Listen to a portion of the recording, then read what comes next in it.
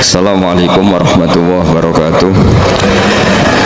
Bismillahirrahmanirrahim. Nahmaduka ya ghafuru ya syakuru. Mashalli wa sallim barik ala sayyidina Maulana Muhammadin wa ala alihi wa sahbihi asma'in. Nama ba'du. Kadang-kadang nak sujud tuh ora kok mau muni subhana rabbiyal a'la ta napa sajadalaka wajhi wa sam'i wa basari wa mukhi wa asbi wa sya'ri wa mastaqallat bihi qadam. Jadi rambut itu disebut karena rambut kita ini juga hidup. Wong iso modot, paham kan? Iso kriting barang. Kowe iku bali lho nek sujud mergo. Nabi ku pirsa sujude napa? Rambuté. Paham ya? Tapi kita sujud ya Allah, meneh traweh sing ono 10 menit meneh aku gak tau. Iku hakikat ngawur. Mbok gedhingi iku kiai, mbok dukung apa-apaan. Itu kita harus bangga. Dengan yang namanya sujud itu harus bangga. Sampai diistilahkan apa? Laula kaya zinatal wujudi ma toba aisi wala wujudi wala taronnam tu napa fi sholati wala ruku'i wala. Andekan ndak ajaranmu ya Rasulullah, saya ini ndak pernah menikmati sujud dan tidak pernah nikmati ruku'. Jadi syarat saya sujud itu ora sekedar kowe metek anggota itu mboten, harus ada taronnum, harus ada kenikmatan yang luar biasa. Karena sujud ini yang menjadikan kita nanti di surga.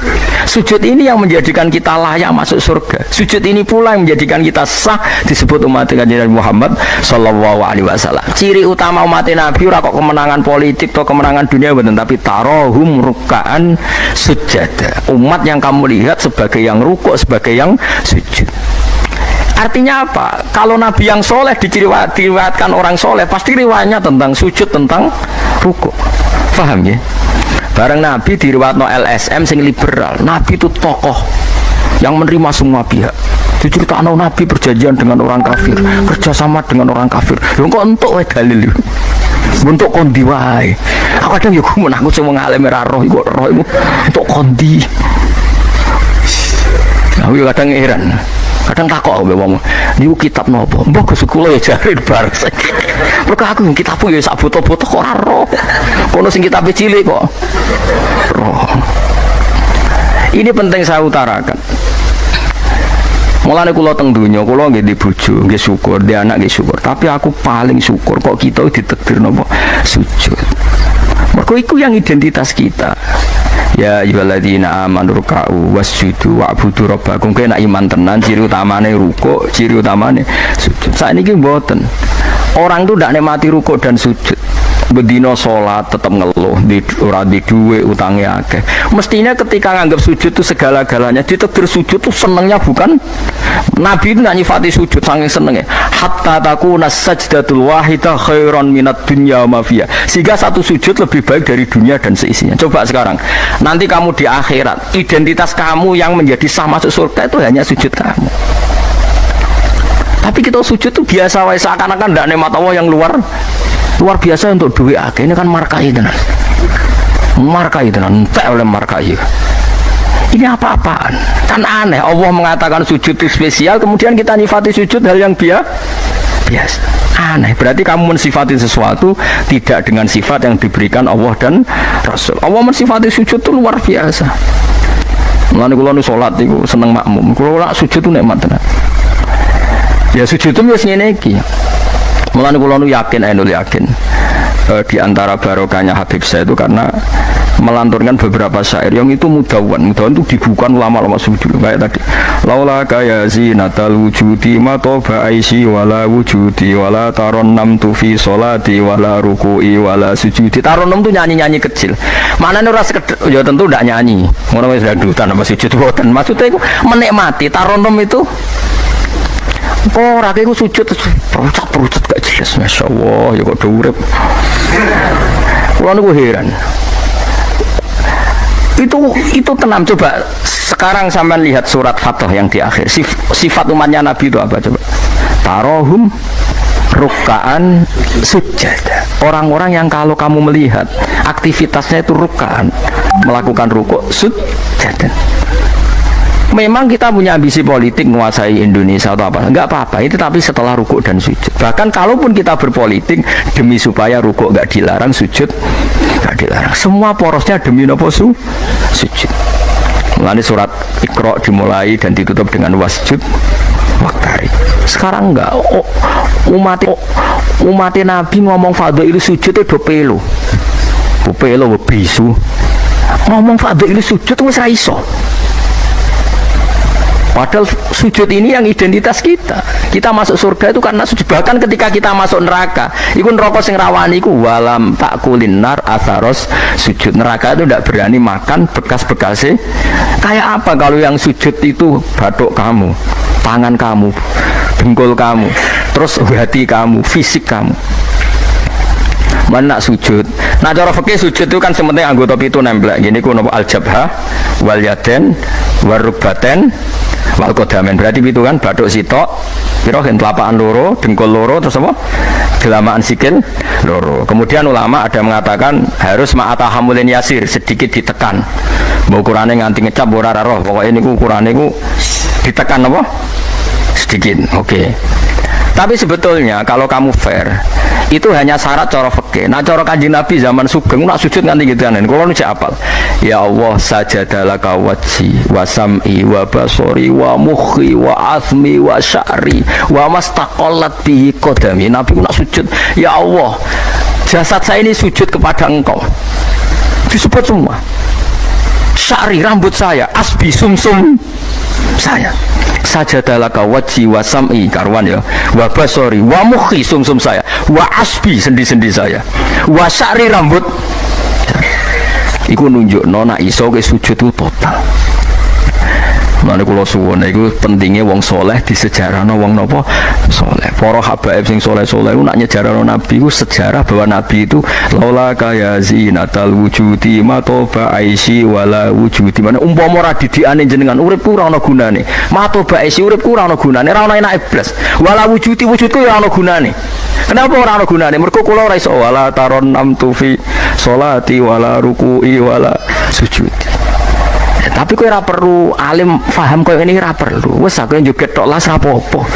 Sing penting aja wis ra paham malah ngaram-ngaramno bid'ah. Bocah kok kecangkemane ngono. Tapi kula pastikan, tapi nanti kalau orang soleh gak diriwayatkan orang soleh, sing dilihat ya sisi-sisi yang tidak khasnya kesalian itu. Harus saja misalnya gini, Mbah Hamid Pasuruan soleh, Mbah Mun soleh, Mbah Dola Barwani soleh, di sana rapati soleh, tamu nih akeh, diterima semua pihak. Mulane uripe kepenak, mesti ngono lah nyejarano. Tapi nak sing nyejarano wong saleh, keselah tetep mulang. Wali iso maca kitab takrib, istiqomah maca ihya. Lah kula nak kenal Mbah Hamid niku misanane mbah kula. Santri-santrine sing saleh nyetano, Mbah Hamid wis ora tau karek iku salat tahajud, nak duha ning kene, senengane maca burda. Bapak kenangane senane dijak ning kamar, dijak ngaji tafsir.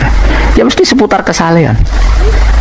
Diceritakno wong rapati soleh kebesaran tamune wae wong rono pejabat yo sapa wae top manane tamune akeh bar lan ngono ae presiden menteri gubernur tamune akeh artis yo tamune akeh. Makanya aku lebih kepengin besok sejarahnya orang soleh itu orang soleh harus ikut ngomong biar tahu sejarah khasnya antar orang apa, termasuk tadi nyifati Nabi itu laula kan apa ya zinatal wujudi matoba aisi wala wujudi wala taron namtu fi sholati wala ruku'i.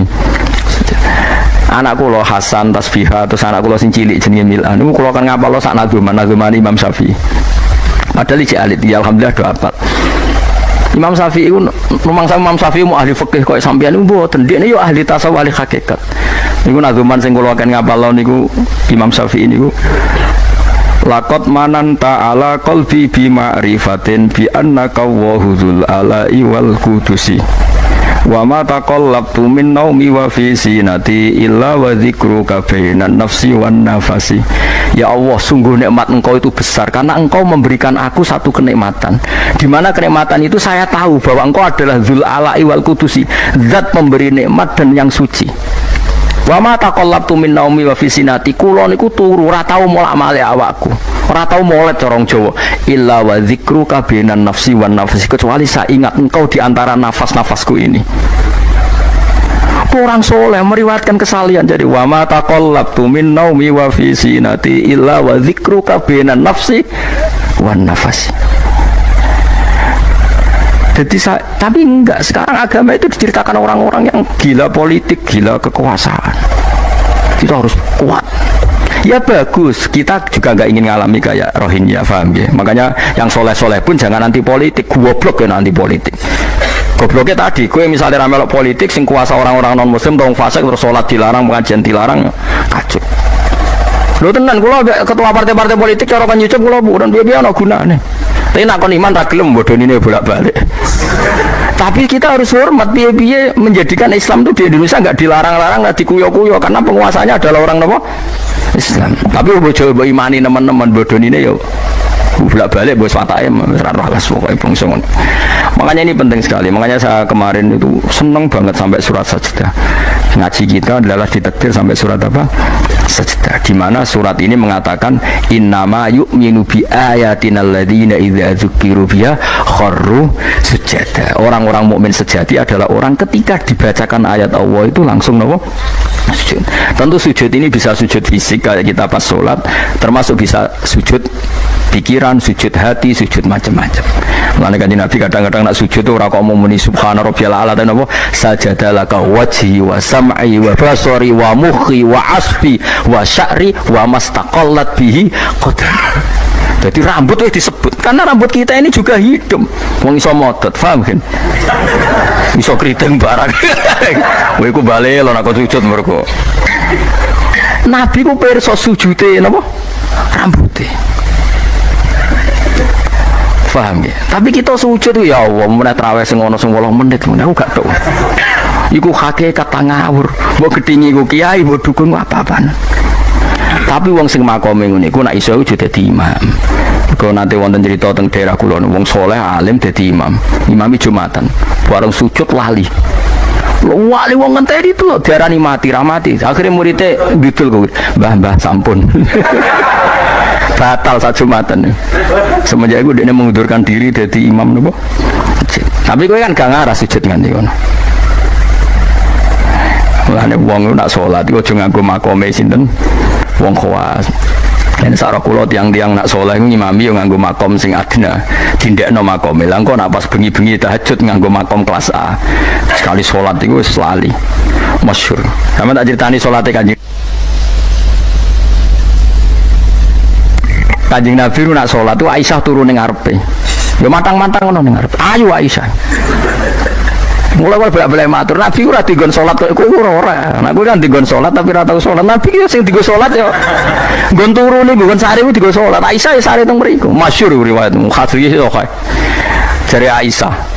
Oh Nabi nak ngadeg suwe tak sembujuk sikilku tak delonjorno. Mergo Nabi nak sujud apa nak ngadeg iku minimal 200 ayat. Kulhu mau berang ayat. Rong atau saya ngono cek nangis. Fama marra min ayati adzabin illa sta'adza minhu wala marra bi ayati maghfiratin illa istaghfar wa ma marra bi ayati tasbihin illa sabbaha wala bi ayati tahmidin illa hamada wala bi ayati takbirin illa kabbara. Setiap lewat ayat tasbih dia baca tasbih, setiap lewat ayat istighfar dia membaca. Jadi misalnya subbihisma rabbikal a'la subhanallah subhanaka ya Allah. Mau pas maca ayat intu azibhum fa inna ibadu ya Allah lakal hamdu wa lakal mulku ya Allah wa ma'fuan nangis. Jadi Aisyah ngerti paling suwe tak sodoro sikilku. Barang kok ape sujud lagi sikilku tak tarik, tak pengkeretno. Mulane jare ka'annahu lam ya'rifna qattu. Nabi itu ketika ndak salat itu teman kita. Tapi nek wis salat seakan-akan ndak kenal kita. Sampai sahabat itu bingung, Nabi wis salat ning masjid. Sahabat nyun sewu sing sok kenal sok parek. Nabi itu ya talawan, wajahnya rubah kabeh. Ka'annahu lam ya'rifna. Nabi itu ndak kenal kita kalau mau salat. Saking haibahnya mau sowan Allah Subhanahu wa taala. Tapi setelah salat baru Nabi happy. Dan Nabi itu rindu sholat, masyhur itu Nabi kalau banyak masalah itu sampai takok-takok Aisyah. Ya Aisyah, Bilal kok gak rene-rene? Maksudnya qomat atau azan. Ketika Bilal teko, sowan ya Bilal, arifna bis sholat, arifna bis sholat, masyhur. Arif ngekek istirahat atau siro Bilal nak kita bis sholat. Ayo Bilal aku nang istirahat no nganggo sholat. Jadi Nabi yang ngerti roh dunia sumpah. Iku istirahatnya iku. Mulai sebut waqurratu aini fis sholat, tenangi hatiku. Nah kok terus di umat aja di duwe iki umat apa? Ya umat sing kumat, ya siku jawaban umat sing kumat. Lah ya meskipun kira iso nglakoni tapi tak critakno nek ke wong saleh iku disejarahno wong saleh ben ijek sambung. Dan saiki Rasulullah itu sayyidus sholihin. Sayyidus sholihin sing diceritakno Quran sifate umat iku tarahum ruk'an sujud. Saiki umat sifate tarahum yatlubunal mal wa yatlubuna kadza wa kadza yatlubunal jah wa riyasah. Jadi sok ben cara umpama Quran kok iso dikarang sifatnya ora tarahum rukaan sujada sifat umatnya ngalor ngidul golek duit kuwi seneng disifati ngono gak seneng dan kalau suwun ngaji surat sajdah niki kula umpama pantes nuntut Pak Rumanto tak nyembelih sapi mergo syukuran surat napa sujud tapi kok kowe syukur perkara mangan sapi ku ya elek mlane ra usah wong ngaji kok syukur perkara nyembelih apa sapi mlane ra usah. Kulo nu khatam Kyai Kambe disyukuri, nganti saiki ora disyukuri.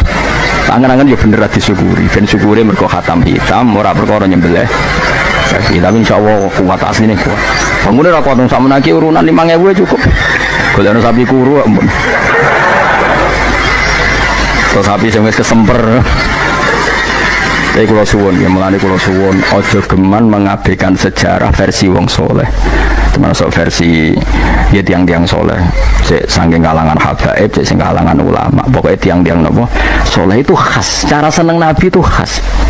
Kowe iso nyifati Nabi kayak tadi laula kaya zinatal wujudi mato ba'isi wala wujudi wala taron namtu fi sholati jajal kanjeng Nabi versi wong-wong politikus malah diseru Nabi itu pemersatu pan Arabik.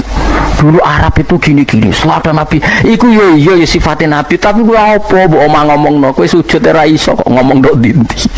Pertama Iqra turun ya wasjud. Iku variasi-variasi setelah ada kekuatan politik ono variasi-variasi sifat-sifat Nabi yang datang kemudian tapi sifat permanennya ya wasjud waktari. Paham maksudnya? Paham tenan to ora? Paham ya alhamdulillah. Soalnya nanti nggak paham ya bawa paham. Penyenang no guru, penyenang no guru ibadah. Pokoknya eling-eling surat Fatah ya. Saya akhir nama tarohum rukaan sujada. Walahum lan ora nate wong akeh yung dzuruna dikai tempo sapa wong akeh. Yum haluna tegese dikai tempo sapa wong akeh li taubatin krana tobat au ma'diratin utawa ngekeki alasan. Fa'arid mongko mengo sira anhum sanging kufar wan tadzir lan ngenteni ana sira misale inzalal adzab ing turune siksa bimiklan kufar innahum sa'dana wong kafir ya muntadziruna ngenteni sapa wong kafir bika ing sira wong kafir ngenteni misale hadis samautin ing terjadine kematian atau anyare kematian au qatin utawa terjadine pembunuhan. Bismillahirrahmanirrahim. Afaman kana mu'minan kaman kana fasiqo afaman kana mu'minan kaman kana fasiqal la yastawun ammal ladzina amanu wa amilus solihati falahum jannatul ma'wa nuzulam bima kanu ya'malun wa ammal ladzina fasaqu fama'wahumun nar kullama aradu ay yakhruju minha u'idu fiha wa qila lahum dhuqu 'adzaban nar Zuku azaban naril ladzi kuntum bihi tukadzibun. Afaman kana, afaman ana ta utahi wong. Wong sapa wae, kana kang ana sapa man. Ana iku mukminan, iku wong sing mukmin, sing percaya kebenerane Allah lan Rasul. Iku kaman kaya dene wong kana kang ana sapa man iku fasikon, iku wong sing fasik utawa wong sing kafir. Kula baleni malih. Afaman ana ta wong kana kang ana sapa man iku mukminan mukmin. Manane mukmin iku benerno apa sing digawa Allah lan Rasul. Iku kaman kaya dene wong kana kang ana sapa man iku fasikon iku fasik utawi kafir. La yastawun, ora padha sapa wong mukmin lan wong fasik. Ail mukminuna tekse pira-pira mukmin wal fasikuna lan pira-pira fasik. Ammal ladzina amanu anapun te wong sing iman wa amilul lan nglakoni sapa alladzina as-solihati ing pira-pira amal saleh. Wong iman lan nglakoni amal saleh falahum mongko iku berhak, mongko iku kedue alladzina amanu jannatul ma'wa te entuk swarga kang dadi panggonane, utawa swarga-swarga kang dadi nggon panggonane. Nuzulan tur hale tumurun. Hale dadi sogatan, hale dadi penghormatan. Wa te maknane nuzul ku ma perkara yu adu kang den sogatno apa ma kang disuguhno apa ma lidolfi krana tamu.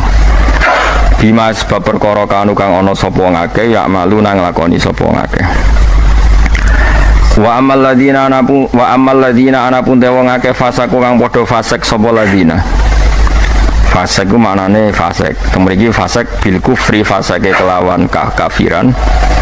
Wah ini kapal loh, kalau kados ngaji kalau wingi, pokoknya angger fasek disebut Quran kok ahli neraka, buatan kok fasek sampean, buat ini fasek ringan nih, fasek medium nih, fasek sing ahli neraka bil kufri wat takdifi, wah apa loh, wah angger fasek kok ahli neraka, mana apa fasek kekafiran, lan fasek gorohno Allah lan apa Rasul. Tapi nak fasek koyo sampean bodoh nih, wah enteng, dah kok teras warga ijek mlebu, dah kok pager terus nopo.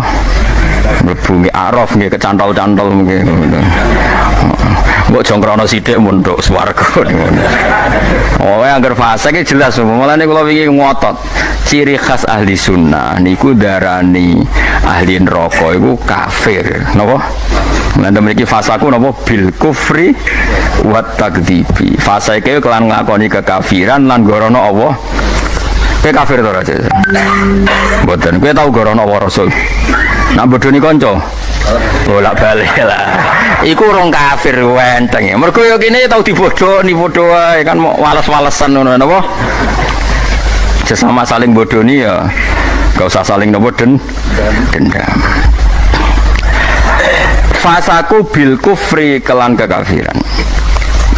Jadi ngeten nggih kula terangno nggih masalah madzhab ahli sunnah nggih. Sampeyan kok aja terjebak training aswaja terus. Aswaja trainingnya pokoknya kadang tahlil ahli sunnah atau mboten enten ngoten kaidah ngoten. Sing ngeten kaidah ini tadi, apakah mukmin yang melakukan dosa besar itu kafir apa ndak? Jadi ciri khas ahli sunnah dan ndak itu perdebatannya napa? Mukmin sing murtakibul kabira napa? Mukmin sing murtakibul kabira. Orang mukmin yang melakukan dosa besar itu menjadi kafir apa ndak? Ahli sunnah berpendapat tidak menjadi kafir, sementara yang khawarij yang lain berpendapat menjadi kafir. Nah, Imam Suyuti, Imam Ghazali, Imam Syafi'i semua itu ahli sunnah. Sehingga kalau ada orang kok ahli neraka niku mesti maksiate iku bil kufri wa takdzibi. Alasan Imam Syafi'i sak bala-balane niku sak ulama sak kancane niku wong nak wis kadung bener diridani Allah niku sifatnya ora kok ora tau salah. Kula baleni malih nggih. Wong nak wis bener diridani Allah niku sifatnya ora kok gak tau salah iku ora. Nak Allah seneng kowe iku statusem wong-wong sing liyukaffirawhu anhum aswa allazi amilu. Engko amal elek ndelalah didadekno di sepuro sinten Allah. Carane piye ya? Carane nggawe poin. Misale ngaten, sampean ngobet wek cawe wedok. Cawe wedok wis seneng banget kowe. Sementing ke komitmen aja zina. Tapi sampean aja takok kula, berarti SMS-an angsal Gus. Jawe langsal yo aja takok ngono. Tapi nak kowe kasil jawe tok ra zina ku insyaallah barokah ngedohi dosa gedhe sing cilik di sepuro. Tapi aja muni halal. Yo aja muni halal yo aja lakoni nek iso. Cuma iki cerita. Ana wong semeneng cawe wedok banget. Tapi dia ini sukses ninggalno napa? Zina. Tapi ora sukses ninggalo jawe, lu tuh SMS-an misalnya. Tapi kowe jumni halal lho ya. Wong kula ora muni halal kok mbok riwayatno halal. Niki rak ngaji ilmu.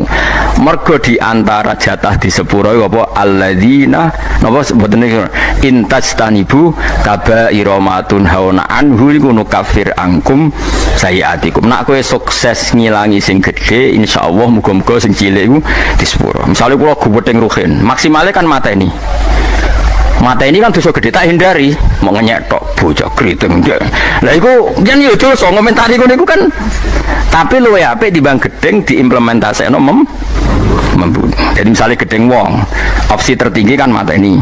Misalnya gak mata ini bacok sikile, atau bacok tangannya kan berat. Wah iki ditinggalo kabeh mau karek ngrasani gremeng nyek. Lah iku lumayan. Senajan to ngrasani ya tetep dosa, tapi lumayan.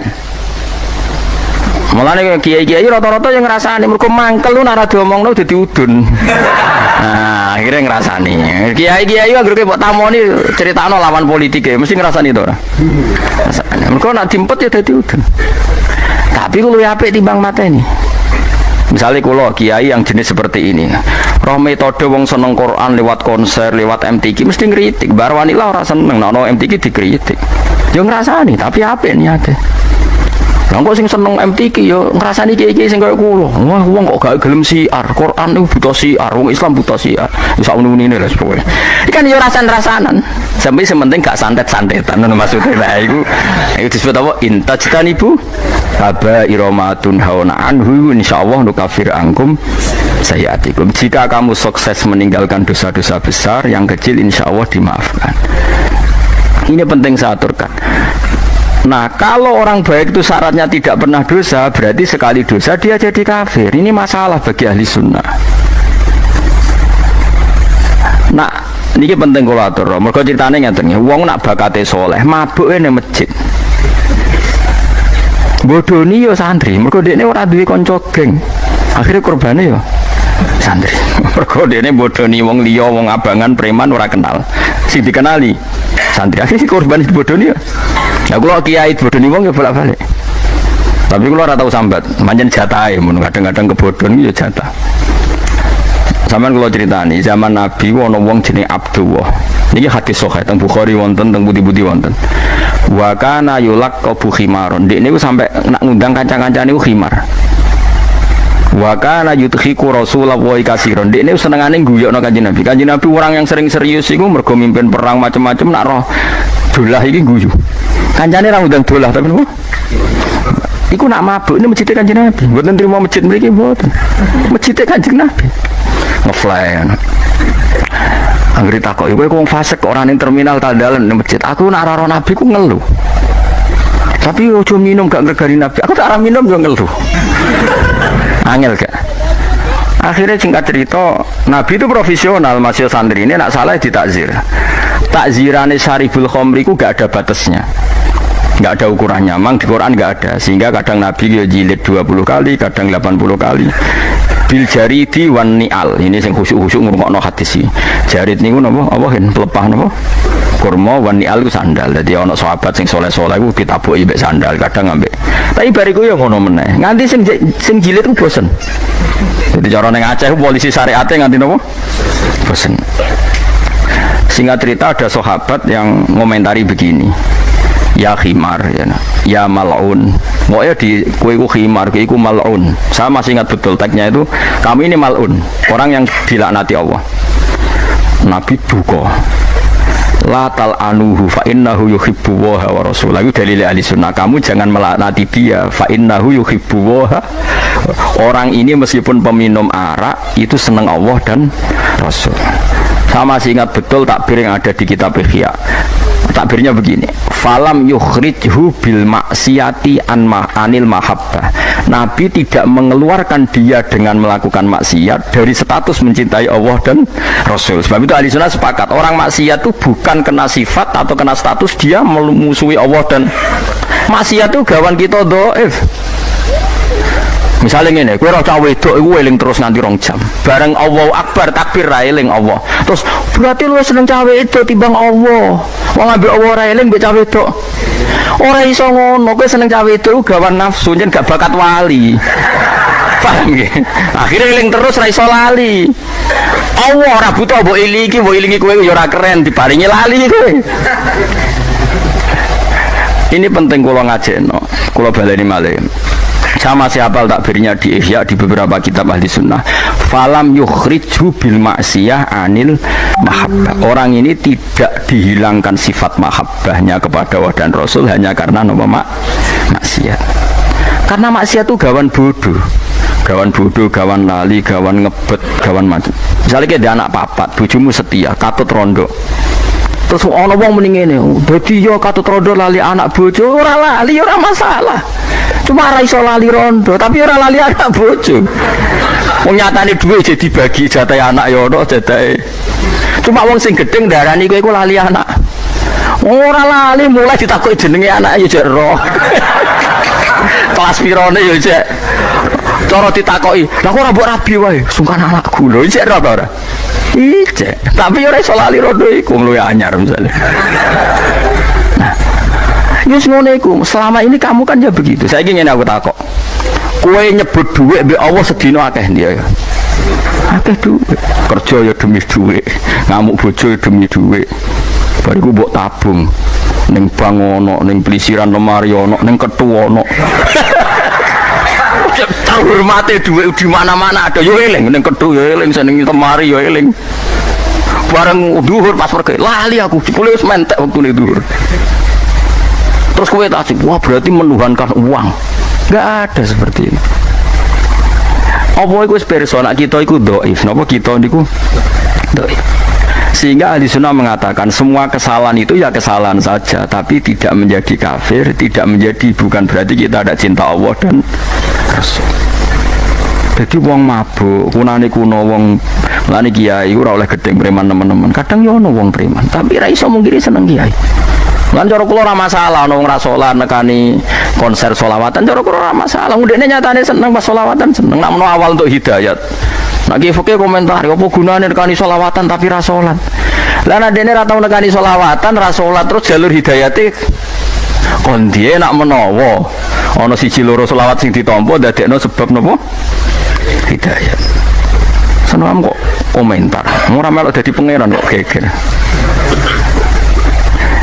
Jadi kalau baleni malih, mulane teng mriki angger kitab ahli sunnah wal jamaah sing asli, ku angger ana ayate pangeran dawuh fasaku mesti bil kufri wa takdzibi. Jadi dosa fasik sing sebab kekafiran dan sebab gorono Allah lan iku lagi ahli neraka. Harun ar-Rasyid itu dinasti Bani Abbasiyah, itu pinter sekali. Ada seorang ustadz yang agak ekstrim, itu datang ke Harun ar-Rasyid, ya Amirul Mukminin, inni nasihun laka famusaddidun alaika fala tajidanna alaiya fi nafsika syai'an. Saya mau nasihati kamu, tapi saya mohon jangan masukkan hati, karena nasihat ini penting. Tapi saya akan keras, vulgar, akan keras, kritik saya akan keras, karena Anda sebagai Amirul Mukminin tidak pedes. Apa kata Amirul Mukminin Harun ar-Rasyid? Uskut ya Ustadz. Nah, bagian riwayat uskut ya jahil. Kamu itu Ustadz bodoh, tidak usah banyak omong. Terus kita, kenapa saya bodoh? Terus dibacakan ayat faqula lahu qawlan layyinan la'allahu yatadzakkaru aw yakhsha. Inna Allaha ta'ala qad arsala man huwa khairun minka ila man huwa syarrun minni. Wa ma'a dzalika qala ta'ala faqula lahu qawlan layyinan. Allah pernah menugaskan seorang yang lebih baik ketimbang kamu, yaitu Musa dan Harun. Musa dan Harun adalah seorang nabi. Kepada orang yang lebih buruk ketimbang saya, yaitu Fir'aun. Itu saja etikanya faqula lahu qawlan layyinan. Kamu kalau ngomong yang halus, yang baik, yang berperadaban, kok kamu sama saya mau kasar? Akhirnya ustadznya ternyata pinter kamu, ya pinter aku. Jadi semudah itu. Allah itu menugaskan orang yang lebih baik ketimbang kamu, yaitu Nabi Musa, kepada orang yang lebih buruk ketimbang saya, yaitu Fir'aun. Itu saja ada etikanya. Kok kamu sama saya mau tambah etika, mau main kasar hanya karena kamu merasa nasihat Anda benar? Jadi gampang sekali memahami Quran. Kami lagi-lagi memang bagi ahlinya, tapi ini saya bantu supaya sampai jadi ahli apa? Quran.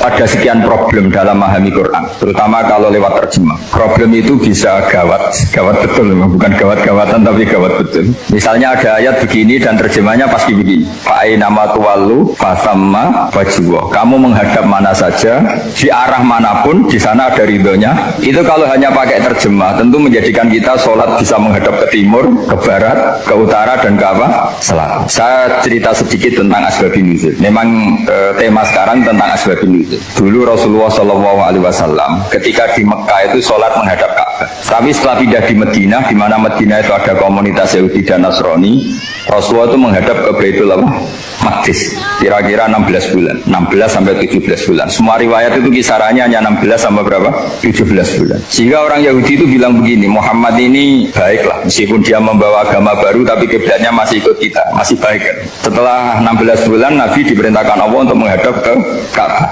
Awal liwajaka syatrul masjidil haram. Maka orang Yahudi itu berontak. Berontaknya adalah kiblat mereka ditinggalkan.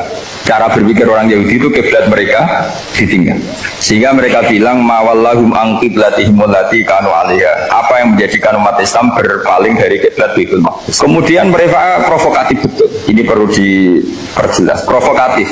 Bilang begini, inna Muhammadan tahayyara fi din. Muhammad ini bingung dalam beragama. Sehingga habis ngomong A ngomong B, habis kiblat Ka'bah, kiblat Baitul Maqdis. Sehingga dalam banyak tarikh disebutkan peristiwa kiblat itu terbanyak melahirkan orang murtad, orang yang keluar dari Islam gara-gara provokasi orang Yahudi. Muhammad tahayyara fi din. Muhammad itu bingung dalam menentukan pilihan apa? Beragama. Kemudian walhasil singkat cerita akhirnya Nabi itu madhep Ka'bah. Apa yang terjadi mukjizat itu adalah bahwa agama ini agama yang mewakili semua agama sebelumnya yang masih orisinil, yaitu Nabi akhirnya berargumentasi Ka'bah adalah kiblat yang asli, yang lebih tua. Terus mereka tanya buktinya apa? Dijawab oleh Quran, fihi ayatum bayyinatum maqamu apa?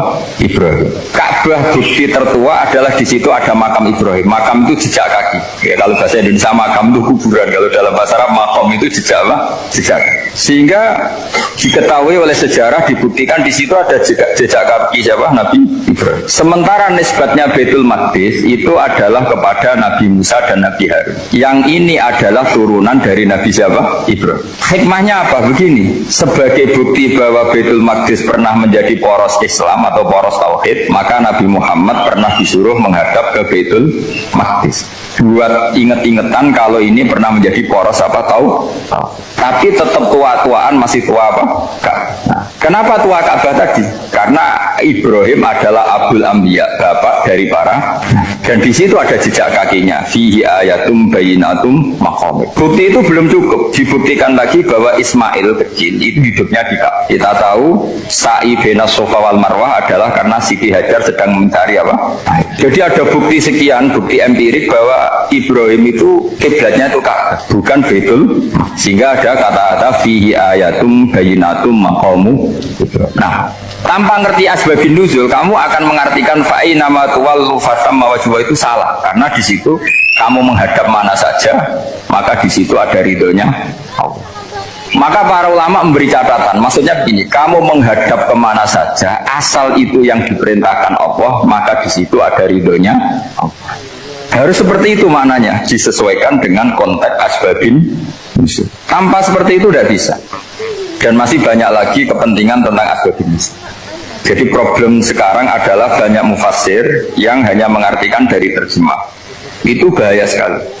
Jika ada orang yang menikah secara mut'ah, itu kan mirip kayak transaksi zina. Mereka berdalil famastamta'tum bihi minhunna fa'atuhunna ujurahun. Perempuan yang sudah kamu nikmati, yang penting kamu bayar. Terjemahnya seperti itu. Karena ujur itu jamaknya ujroh. Itu fatal sekali. Padahal ayat itu begini, settingannya begini, setting siakul kalamnya atau asbabun nuzulnya begini. Jadi sekaligus, memang saya sengaja ngaji dengan tema yang berat, bentuk penghormatan pada yang ngaji. Kalau temanya ringan kan kayak TPG. Begini asbabun nuzulnya begini.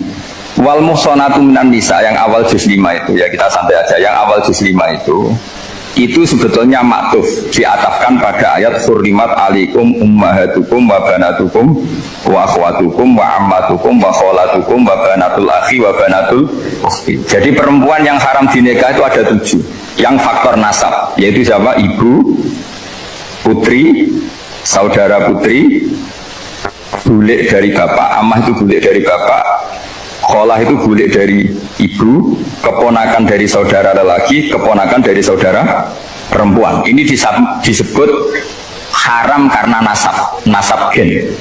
Kalau orang Jawa bilang hanya 4 karena ngitungnya bulik baik dari bapak maupun ibu. Kalau orang Jawa bilang kan bulik terus keponakan dihitung 1. Padahal ada keponakan dari saudara lelaki, ada keponakan dari saudara apa? Perempuan. Wa banatul akhi wa banatul ukhti. Terus kedua, haram karena rodok. Kita tahu dalam hukum Islam rodok adalah sama dengan nasab. Jadi ibu yang pernah menyusui kamu berarti jadi ibu kamu, dan saudara sepenyusuan berarti menjadi saudara kamu. Ini disebut wa ummahatukumul lati arda'nakum wa akhwatukum minar rodok. Terus ketiga, haram karena musoharoh, karena besanan. Jadi pagi ini misalnya saya nikah dengan Sri, bilang qabil tu nikah wa taswijaha bil maril matur. Setelah nikah dengan Sri ini otomatis ibunya dia menjadi mertua. Otomatis haram saya apa? Nikah. Ini namanya haram karena musuh. Atau kamu punya anak Zaid. Zaid pagi ini akad dengan Sri. Berarti Sri adalah menantu Anda. Otomatis haram bagi Anda. Itu namanya haram karena musuh, karena bisanan. Itu yang disebut waroba apa haram-haram itu kan saat terus itu wa ummahatu nisaikum, apa ibu dari istri-istri kamu. Memang ini agak jelimet, tapi memang syaratnya mufassir harus biasa jelimet. Jangan hanya nyari partai ayat-ayat untuk kepentingan partai. Wah itu ngeri. Kacau Quran dipakai kampanye. Terus itu berarti sudah 3 kan? Haram karena nasab, karena rodok, haram karena musuh. Terus yang keempat ini haram yang bukan karena sebab pada seorang perempuan tapi karena istri orang. Itu disebut wal muhsanatu minan nisa. Haram menikahi perempuan yang masih milik orang lain. Nah, orang lain yang menikahi ini istilahnya Allah adalah lelaki yang menikahi perempuan ini adalah lelaki sing muhsinina ghairu musafihin, secara nikah yang sah. Nah, nikah yang sah itu begini dalam hukum fikih Islam. Saya nikah dengan Sri, kalau hanya akad, itu saya wajib bayar mahar hanya separuh. Jadi kalau saya janji bayar 1 miliar, berarti wajib bayar berapa? 500 juta. Kalau janjinya 100 juta, hanya bayar 50 juta. Itu yang wajib bil akdi. Nanti wajib sepenuhnya nunggu bil jima. Kalau ada hubungan intim, baru wajib 100%. Jadi kalau ada di Jawa, nikah dengan seperangkat alat sholat, itu yang atasannya tok, itu wajib karena akad. Nanti bawahnya nunggu setelah hubungan apa? Intim. Nah, ini hukum Quran, bukan hukum saya. Makanya kan wa in talaqtumuhunna min qabli an tamassuhunna, terus fanis suma faradtum, hanya wajib bayar setengah.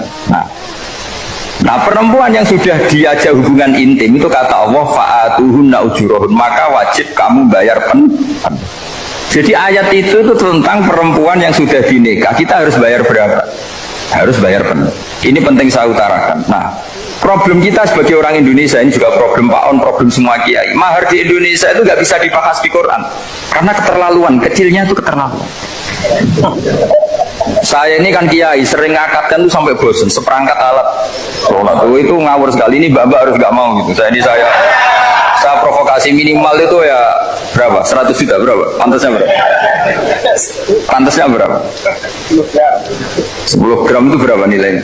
Kan 1 gram 500.000, baru 5. Ya sudah mendingan itu 10 gram.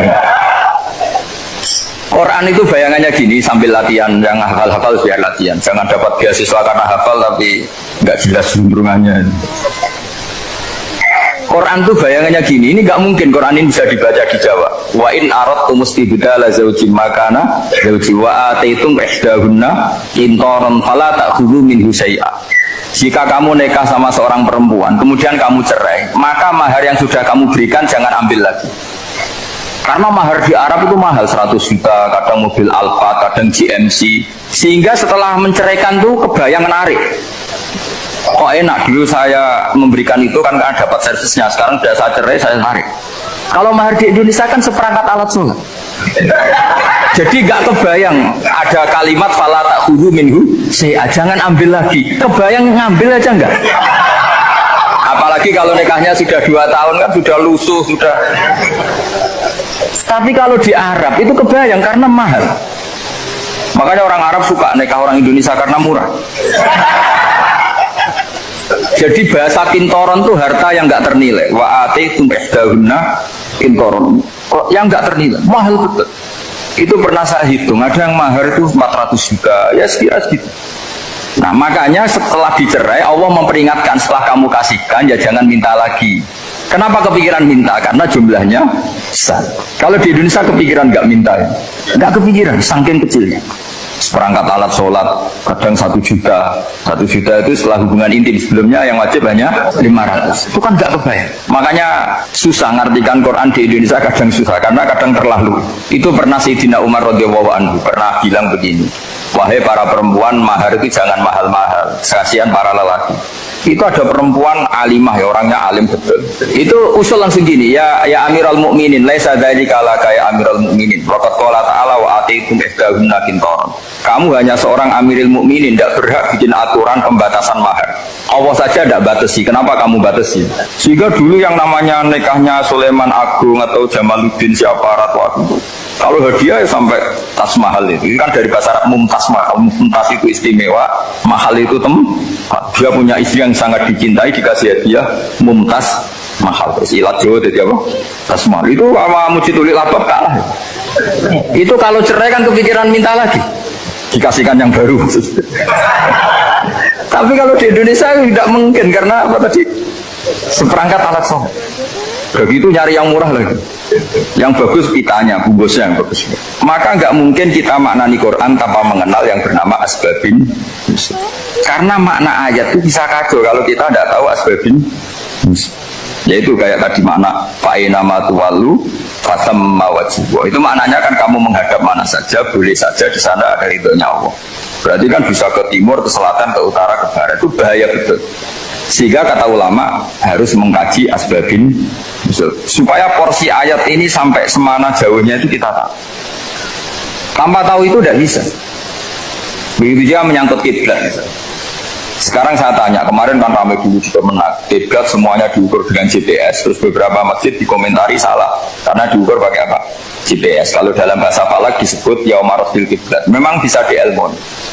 Tapi pertanyaannya begini, dari awal Allah ngendikan fawalli wajhaka syatral masjidil haram. Kamu yang penting sholat itu menghadap masjid. Masjid itu ya bangunan.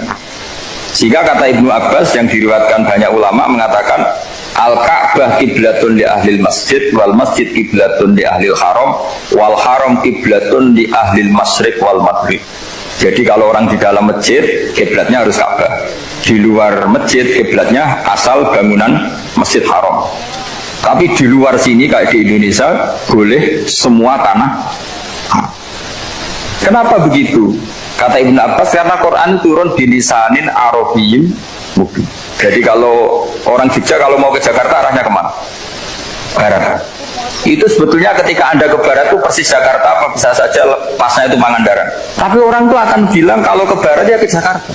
Meskipun presisi Anda tepatnya di Pangandaran. Nah kiblat seperti itu, asal orang menghadap ke barat itu orang sudah bilang ke kiblat. Nggak usah sedetail misalnya harus pas Ka'bah. Saya pernah debat sama tim ahli Kemenang. Nggak bisa Gus, sekarang ada GPS harus tepat Ka'bah. Terus saya bilang gini, kalau teori Anda benar, berarti semua masjid luasnya maksimal 16 meter. Ka'bah itu luasnya hanya 16 meter. Berarti Masjidul Albab yang pojok sana sama pojok sana, kira-kira itu ya sudah tidak kena Ka'bah. Kalau harus tepat, Ka'bah itu kan diameternya hanya 16 sampai 18 kalau nggak salah. Berarti semua masjid kalau ingin tepat Ka'bah harus pas 16. Kalau terlalu luas pilihannya harus cekung. Kan jadi aneh. Makanya saya itu sering Pak, dulu saya ini biasa debat fikih. Kalau di tradisi pesantren namanya fasul masail. Saya punya teman yang paling kurang ajar, yang paling saya kenang dalam panjang sejarah. Dulu itu kalau debat fikih itu ya seru. Kalau aturan fikih kan gini, soft paling baik itu kan soft pertama, baru kedua, baru ketiga. Yang paling keren kan soft awal, soft. Terus teman saya bilang gini Pak, ya kalau gitu gini aja Gus, desain masjid itu memanjang utara selatan, biar semuanya soft awal. Gara-gara didesain begini kan ada soft 2, soft 3. Apa susahnya kita bikin mulai awal supaya masjid itu memanjang utara apa? Selatan, supaya semuanya soft awal. Ya kalau ada hukum ya diimplementasikan dalam desain bangunan katanya. Itu kan kacau. Terus akhirnya saya jawab, lalu setelah begitu yang paling afdol siapa? Yang dekat imam. Ya sudah, bikin cekung saja kalau gitu.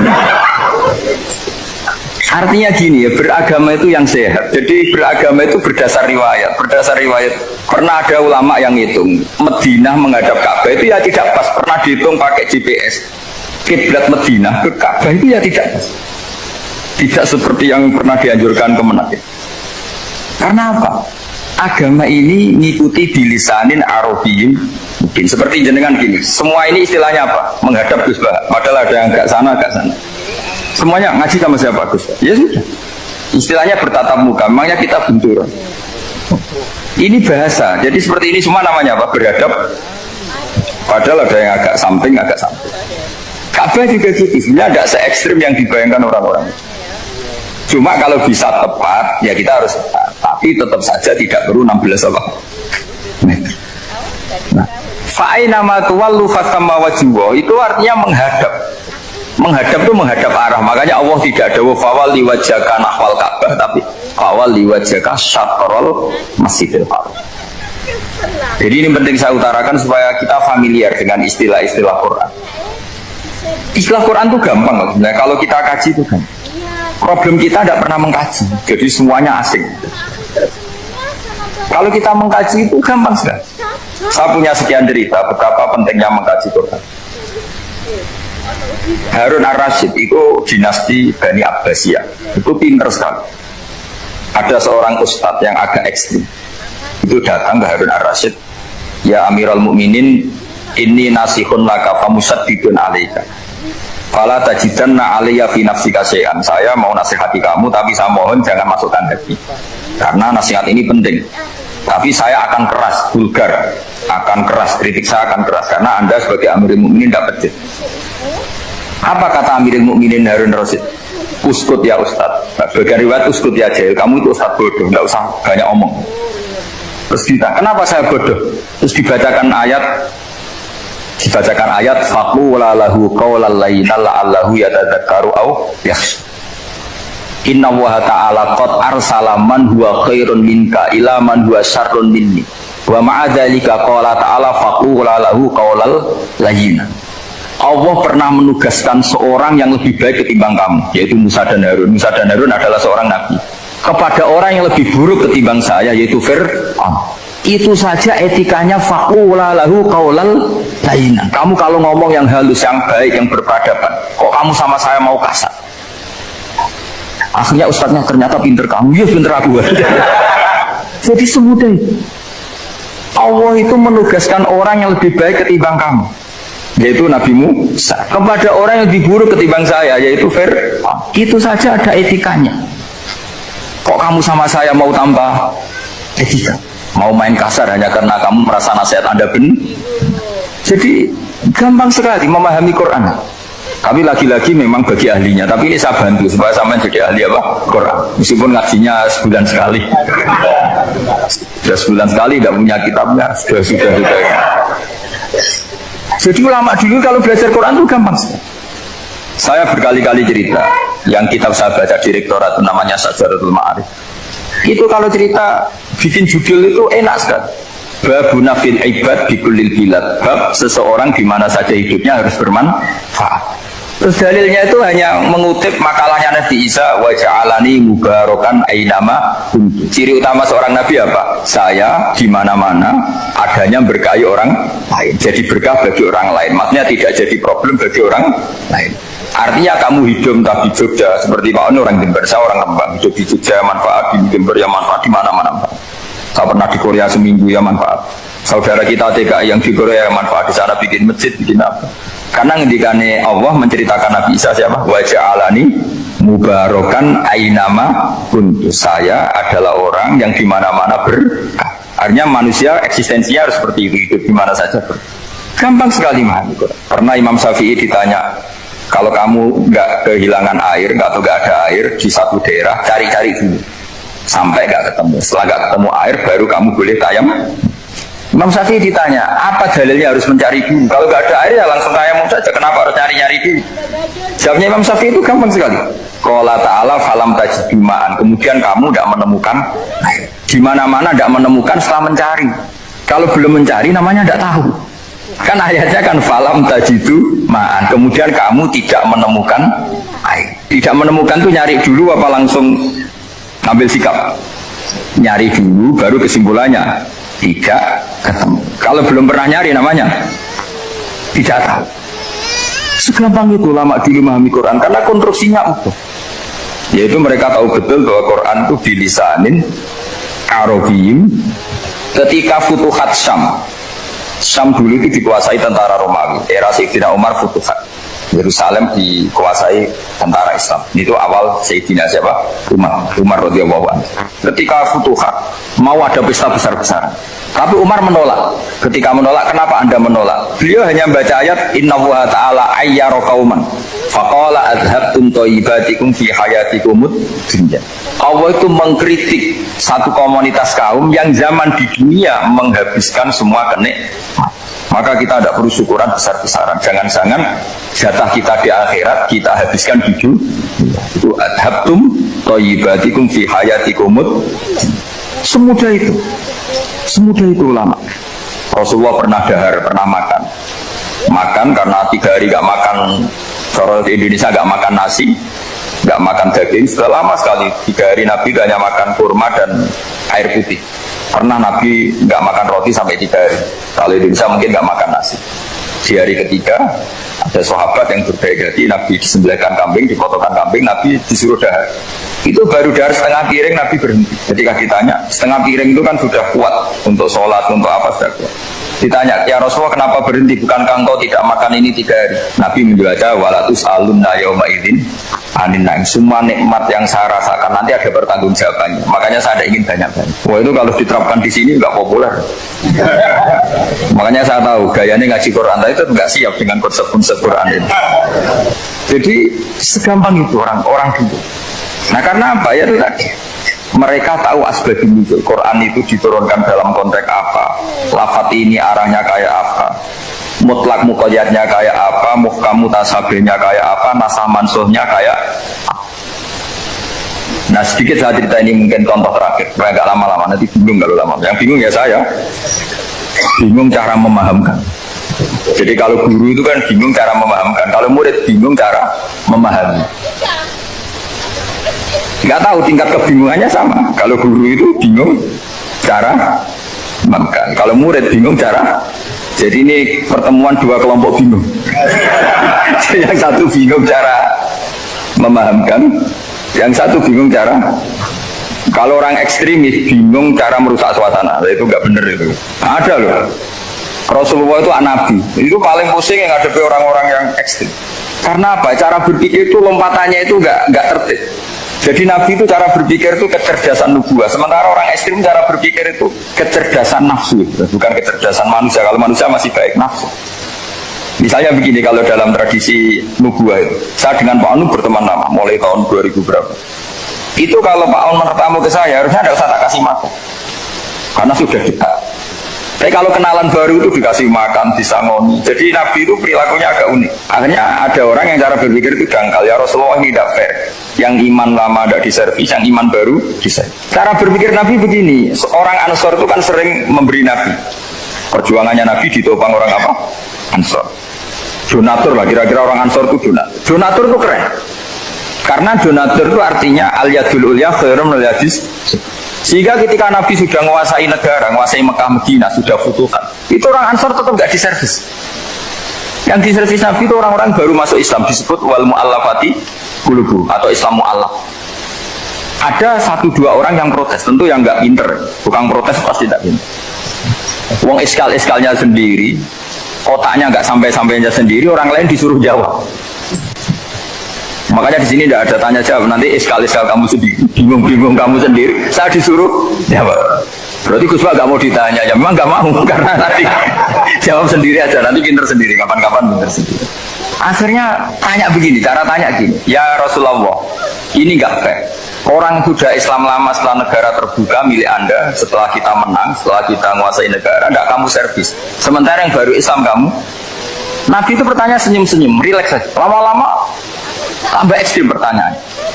Kata Umar, ya Rasulullah saya beri izin untuk membunuh orang ini. Umar itu pikirannya karena mangkel lo Nabi. Nabi jangan. Kalau kamu bunuh nanti apa kata orang banyak? Inna Muhammad dan yaktul ashabat. Dikira Muhammad membunuh sahabatnya. Nabi masih mendengar. Komplainnya masih mendengar. Lama-lama Nabi memberi penjelasan. Kamu ini orang Ansor. Kamu biasa memberi saya, memberi dana perjuangan. Memberi itu hebat. Saya tidak ingin menurunkan grid Anda. Grid sebagai pemberi, berarti kelasnya elit, sekarang menjadi penerima. Itu tidak bagus. Itu betapa Rasul ini namanya kecerdasan nubuah. Kalau orang biasa memberi, biar memberi saja, supaya dia tetap heroik, tetap patriotik, tetap keren, karena mentalnya pemberi. Jangan sampai dari mental memberi kemudian mentalnya peminta. Jadi kalau Pak On jadi tim suksesnya Pak Jokowi, dia tidak minta-minta. Kalau dulu kampanye, ya kampanye saja, biar memberi terus nggak pernah minta, meskipun akhirnya ya gelong. Tapi Nabi dulu tidak gitu. Jadi orang Ansor itu nggak pernah diservis, padahal jasanya kayak gitu, supaya kelasnya tetap kelas elit, yaitu pemberi, penanggung. Nabi gak ingin orang Ansor turun grade menjadi penerima. Orang-orang yang cerdas nubuah menerima konsep Nabi seperti itu. Tanya sama Pak On, saya dan terjemahan UI itu puluhan tahun sama Pak Jun. Itu beliau ke kontrakan saya ke rumah beliau. Tidak pernah berharap apa. Saya sangat tertutup. Bukan apa-apa ya, kalau ingin memberi saja. Kontribusi saya pada Al-Quran, saya tidak kepikiran mendapat. Supaya heroik. Tapi orang-orang yang cerdas amatir tadi, ini nggak fair. Wong yang memberi lama kok dapat servis sedih. Nah, sekarang itu problem zaman akhir sudah mulai seperti itu. Nah, orang ini namanya Dzul Khuwaisirah. Ini yang nanti punya anak turun Khawarij. Khawarij itu orang yang ibadahnya hebat, tapi cara berpikir dengan buah salah. Orang lagi Khawarij itu orang ibadahnya hebat, tapi cara berpikir buah salah. Nubuah itu unik. Nubuah itu cara berpikir tadi. Apa ya? Melihat sesuatu yang benar biar benar terus itu. Yaitu tadi, mental memberi itu ya biar memberi terus, tidak usah di-share. Maka ketika Abu Bakar jadi khalifah Rasulullah, itu ada sistem kepegawaian. Itu gajinya Umar yang sudah Islam lama, gajinya Abu Bakar yang sudah Islam lama, itu sama Abu Sufyan sama, padahal Islamnya Abu Sufyan baru setelah di Mekah, kira-kira baru setahun. Terus diprotes sama orang-orang, ini Islam lama kok gajinya sama Islam yang baru setahun kok sama. Kata Abu Bakar, fadhailuhum indallah, mereka punya kelebihan Islam lama itu indallah, nanti balasannya biar surga. Kalau di dunia sesuai profesinya. Artinya profesi, kalau penjaga kantor ya berapa, kalau dosen berapa, pokoknya ya sudah. Dan itu diterima oleh sahabat, semuanya menerima konsep itu. Era Umar agak dibalik. Abu Sufyan kira-kira gajinya 1 juta, yang lainnya yang menangi Nabi mulai awal gajinya 10 juta. Ditanya, ya Umar, kenapa ini jadi rubah seperti kebijakan Abu Bakar, tidak seperti Abu Bakar? Jawabnya Umar lucu. Fawwah la usawwi baina man qatala Rasulullah wa baina man qatala ma'a Rasulillah. Demi Allah, saya tidak akan pernah menyamakan orang yang dulu merangi Rasulullah, yaitu Abu Sufyan, dengan orang yang selawase dari Rasulullah, yaitu Sayyidina Ali dan sebagainya. Ini penting. Artinya ketika gajinya orang saya seperti Ali radhiyallahu anhu itu tinggi, itu bukan karena lamanya Islam, tapi karena lamanya iman. Jadi mulai dulu istihad itu ada, dan dulu dia biasa saja. Karena tadi ada kecerdasan nubuah. Saya ulang lagi, ada kecerdasan apa? Sekarang itu kecerdasan toma atau kecerdasan nafsu. Itu kalau sampai ngaji kitab tasawuf, itu bab bakhil itu tidak ada. Menurut kitab tasawuf, medit itu tidak ada, kikir itu tidak ada.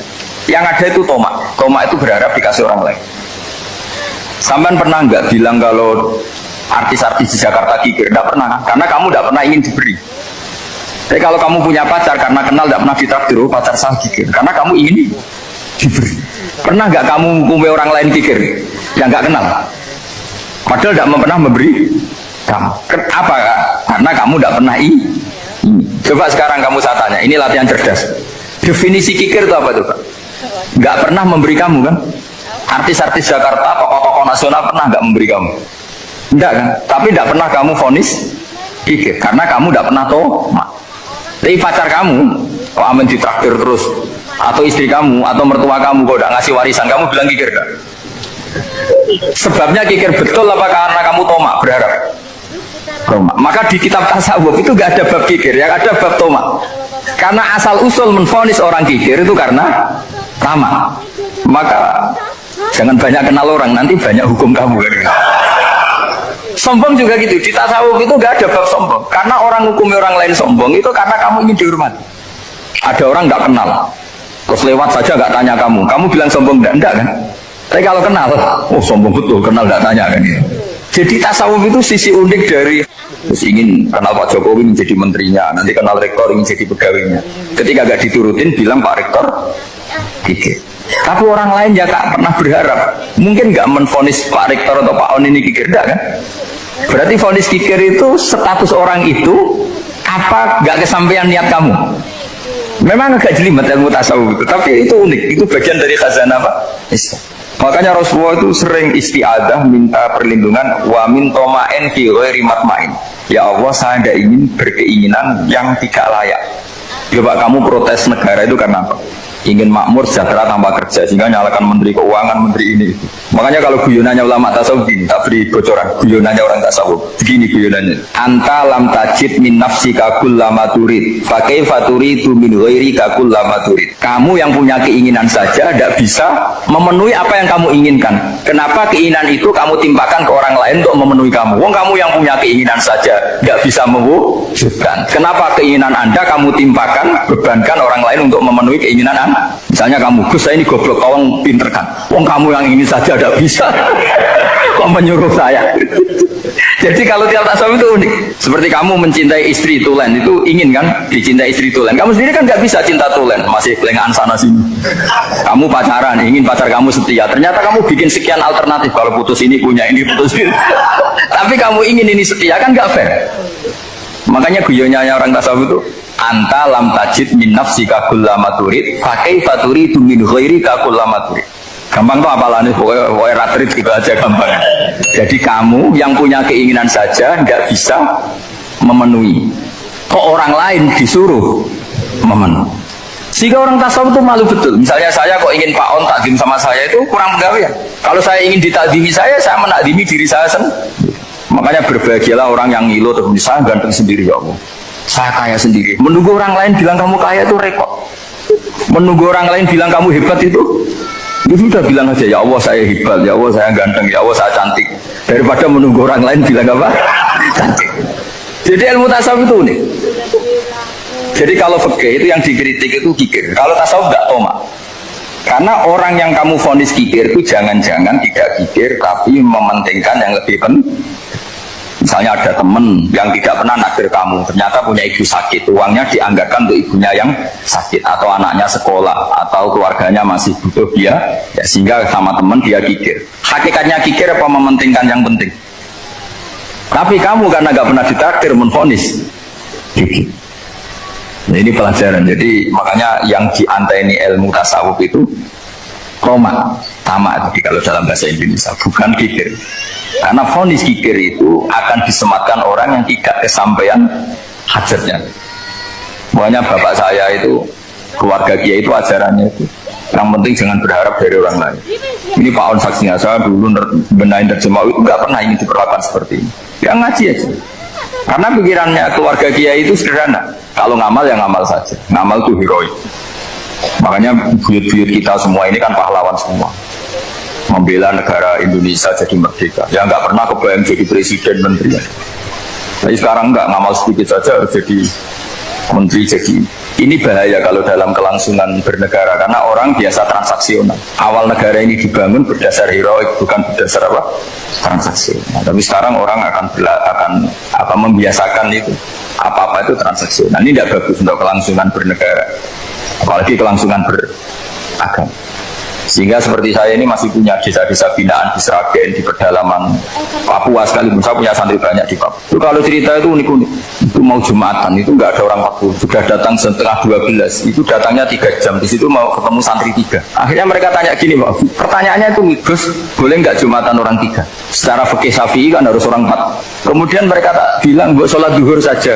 Mereka nggak mau. Mau Jumat-Jumat kok duhur. Harinya kan Jumat, masa sholatnya? Sehingga kita yang jadi kiai akhirnya nyari fikul madzhabil arba, nyari fikih madzhab. Ternyata Imam Malik membolehkan orang 6, ada yang bilang 12. Yang penting keceluk jamun itu kelompok. Kalau 3 kan belum keceluk apa? Belum disebut apa? Ini penting saya utarakan supaya kita berjuang itu bukan karena selfie seperti ini. Tapi yang namanya dakwah itu menjadikan orang tidak tahu menjadi tahu, termasuk kepada desa-desa tertinggi. Sama, yang namanya menteri itu pembantu presiden untuk memenuhi kebutuhan rakyat banyak. Sekarang misalnya menteri pertaniannya itu hebat, cerdas, tapi petani nggak mau nandur padi, mau apa itu? Coba yang membantu ketahanan pangan itu para petani mau nanam padi apa karena menteri pertanian? Karena petani mau nanam, ya sudah GR saja, kita pembantu presiden semua. Karena ikut menyumbangkan ketahanan pangan. Tapi kamu kan nggak digaji, kita keren, ngamal tambah harap gaji. Ini penting supaya Anda itu nggak hati kecil gitu. Ikut menyumbang negara tanpa ingin dapat gaji. Keren nggak? Nah, itu nubuah. Apa? Nubuah. Orang Ansor itu seperti itu. Sehingga ketika Rasulullah wafat dan ada kompetisi kepemimpinan, itu orang Ansor gak ikut. Sudah kita makmum saja, silahkan dibagi di saking baiknya orang Ansor. Nah, makanya saya ulang lagi ya. Kecerdasan nubuah ini yang nggak difahami orang Khawarij. Orang Khawarij cara berpikir yang kerja banyak harus dapat banyak. Sementara kecerdasan nubuah enggak, yang biasa memberi terus memberi saja. Ini saya baca supaya dapat berkahnya ulama-ulama dulu, karena ini dikarang oleh ulama yang dipakai rujukan seluruh dunia. Begini, qala Ibnu Taimiyah ma'rifatu sababin nuzuli yu'inu ala fahmil ayat. Jadi mengenali asbabun nuzul itu membantu memahami secara benar ayat itu. Karena tadi kalau ayat itu dipotong itu maknanya bisa kacau, kayak tadi famastam ta'tum bihi minhunna fa'atuhunna ujurun. Kalau diterjemah itu kan mendukung kawin mutlak. Kalau terjemahnya saja perempuan siapa saja yang pernah kamu nikmati, yang penting kamu bayar, itu kan aliran sesat dan menyesatkan. Itu konteks asbabun nuzul tidak seperti itu. Perempuan yang sudah menjadi istri kamu, seolah lagi perempuan yang sudah menjadi istri kamu, jika sudah kamu hubungan intim maka maharnya harus dibayar penuh. Tapi kalau belum hubungan intim, maharnya hanya wajib separuh. Fanis suma farotum illa ayakuna aw ya'faladhi biyadihi uqdatun nikah. Tapi tadi kalau di Indonesia gimana Gus? Ya itu yang repotnya, maharnya itu tadi mau kena atasan dan apa? Wah kacau kalau di Indonesia. Sehingga kita bingung kalau dalam logika Arab kan gitu. Bayangannya kalau cerai, kata Allah fala ta'khudhu min syai'an. Harta yang sudah kamu berikan ke istri jangan diambil lagi. Sampai dilarang ngambil tuh karena jumlahnya banyak, sehingga kepikiran ngambil. Kalau di Jawa nggak usah dilarang, sudah tidak akan ngambil karena rukuhnya sudah halus. Itu susahnya baca Quran di Jawa ya. Karena dari awal maharnya terlalu apa? Kecil. Terus beliau Imam Suyuti termasuk di sini menyontohkan yang pasti salah kalau difahami, yaitu tadi ayat apa itu fa'inama tuwallu fastamanawa wajib. Jadi beliau terus meringatkan betapa pentingnya mengenali asbabin. Karena asbabun nuzul itu gampang. Saya ulang lagi, asbabun nuzul itu gampang. Gampangnya begini ya, kan ada satu peristiwa. Misalnya begini, Rasulullah itu kan mengkritik penuhanan Lata dan Uzza, berhala-berhala itu dituhankan, dikritik sama Rasulullah. Kemudian mereka begini, karena mereka biasa personifikasi Tuhan. Muhammad, kalau Tuhan itu tidak Lata Uzza dan itu terbuat dari batu, lalu Tuhan Anda itu dari apa? Amin fiddotin audabin, lalu Tuhan Anda ini dari emas apa dari perak? Karena mereka nggak bisa membayangkan Tuhan tanpa dipersonifikasi. Terus Allah menurunkan qul huwallahu ahad Allahus somad lam yalid wa lam yulad wa lam yakul lahu kufuwan ahad. Karena otaknya mereka sudah begitu, yang namanya Tuhan itu harus dipersonifikasi. Cerita yang paling unik gini Pak On, ada bos Islam, ada bosnya TKI yang baik. Mereka mengizinkan pekerjanya sholat. Bareng sholat tuh diingeti ke atas ke bawah, kok gak ada arcanya. Sehingga setelah sholat dibilang, apa saya berikan berhala sekalipun? Karena gak kebayang ada orang sholat kok tanpa berhala, tanpa Tuhan. Yang kamu sembah itu mana? Kok gak ada? Apa tak belikan? Jadi unik. Nah teman saya yang satu unik lagi, dia termasuk pegawai Garuda, yang derekno saya ke Korea itu orang pegawai Garuda. Dia karena orang kaya biasa ke Eropa kemana-mana itu.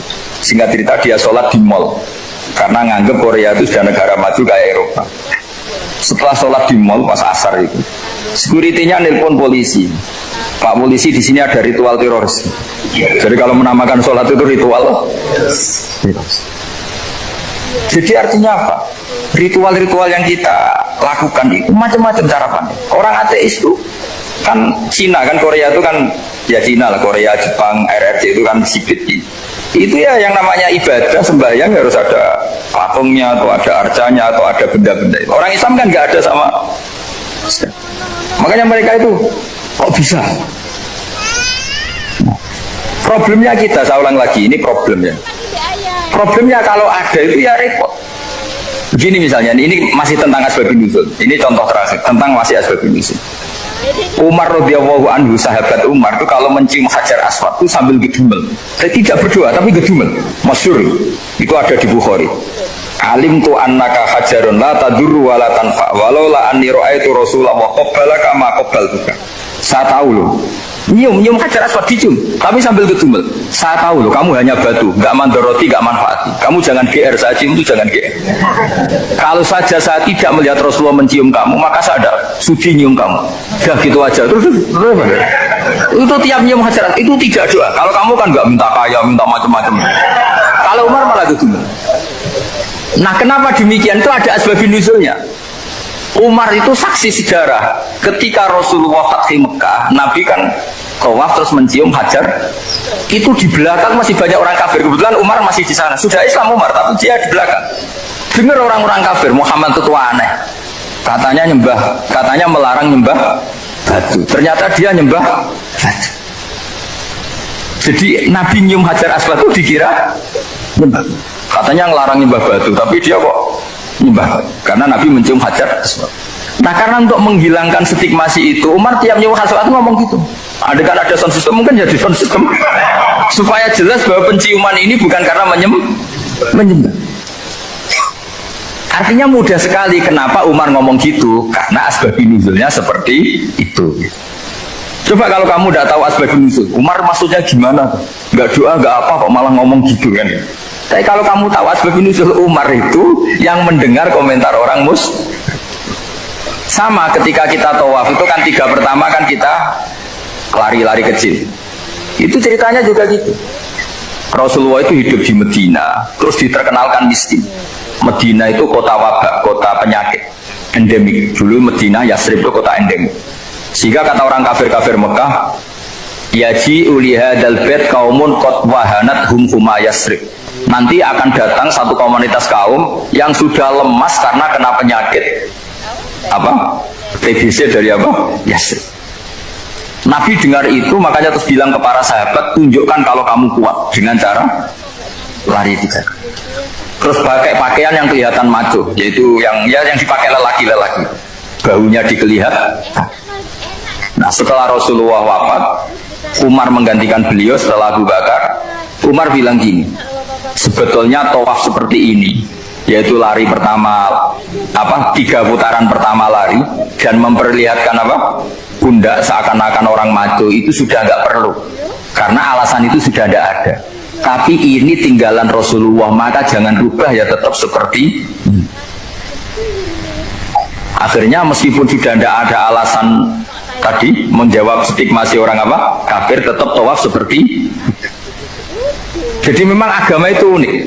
Kadang kita harus tahu alasannya, tapi alasan itu kalau menjadi mahatul hukmi, pijakan hukum sah. Misalnya kamu terus bilang gini, ya berarti tawaf sekarang bebas, gak perlu seperti itu, karena alasan itu sudah ada. Nah, di sini pentingnya riwayat. Riwayat itu begini, logikanya sudah nggak ada, tapi kaifiah itu, cara itu masih kita terus. Dan itu memang, saya ulang lagi, harus tahu asbabun nuzul. Saya beri contoh ya, misalnya wa idza darabtum fil ardi falaysa 'alaikum junahun an taqsuru minas shalah. Terus saya di mana? In khiftum ayyaftinakumul ladzina kafaru. Jika kamu pergi dalam keadaan takut ditangkap orang kafir atau takut diculik orang kafir, maka kamu boleh mengqasar salat. Itu jelas ada ayat in khiftum ayyaftinakumul ladzina kafaru. Jika kamu takut diculik orang kafir. Sehingga ketika Ba'da Fathi Mekah, setelah Mekah dikuasai Islam, Umar tanya, ya Rasulullah, kenapa engkau masih sholat qasar? Bukankah kita sudah aman? Waqat qala ta'ala in khiftum ayyaftinakumul ladina kafaru, Allah ngendikan boleh mengqasar itu kalau dalam kondisi takut. Waqat kunna fi amrin, sekarang kita sudah aman. Jawabannya Rasulullah itu unik. Ya Umar, hadihi sodaqotun faqbalu sodaqot. Ini sodakohnya Allah, bonus, sudah terima aja, nggak usah catatan-catatan gitu. Sehingga era Umar ya ada lagi yang tanya Umar begitu. Kata Umar, sa'al tu dzalika Rasulullah sallallahu alaihi wasallam faqala hadhihi shadaqatu wa faqbalu shadaqah. Sudah, ini bonus dari Allah, terima saja. Ini kan unik. Padahal kalau secara disiplin ilmu kan begini. Kamu boleh mengqasar sholat kalau dalam bepergian dan dalam keadaan takut. Logika hukumnya kalau tidak takut tidak usah. Sama seperti begini. Kamu kalau pergi jauh seperti saya Pak On, itu ngosor sholat apa enggak ngosor kan? Alasannya kalau kosor itu, kalau pergi itu masyakot, repot. Sekarang pergi kita pakai Alphard, pakai Innova, bawa uang, disupirin, itu masyakot enggak? Enggak kan? Tetap boleh jamaah enggak? Boleh. Sebenarnya kamu jamaah itu karena pengetahuan hukum apa karena enak jamaah? Kalau alasannya masyakot, kan sekarang sudah ada, enggak repot. Ya sudah, pakai hadis tadi, ini hadiah, terima saja. Jadi makanya agama itu riwayat. Tapi ada saja ulama yang agak balik loh.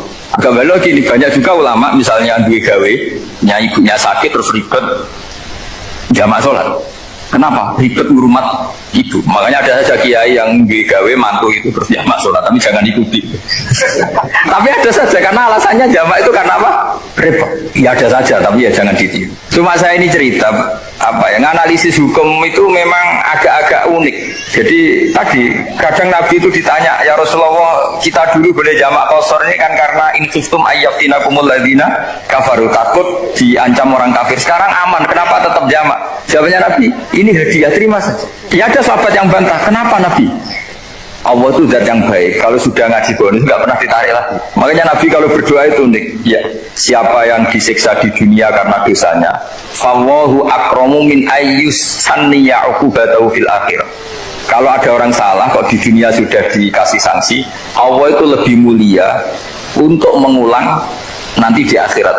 Akram itu Allah terlalu mulia, maksudnya orang kepikiran wis males ya selesai, tidak akan di. Kalau sampean kan enggak, masih ingin lagi. Jadi itu cara berpikir apa? Nubuah. Jadi berpikir nubuah itu beda. Ada orang pas sujud diinjek sama orang fasik, diinjek. Kemudian si yang sujud tadi, wawah la yaghfiru wa laka, demi Allah tidak akan ngampuni kamu. Itu langsung Allah memberi wahyu sama Nabi di zaman itu. Bilangin yang sedang sujud itu, dia harus minta maaf sama saya, kata Allah. Man dzalladzi yata'alla ala fulan, dia bersumpah bahwa Allah tidak akan memaafkan orang, itu harus diralat.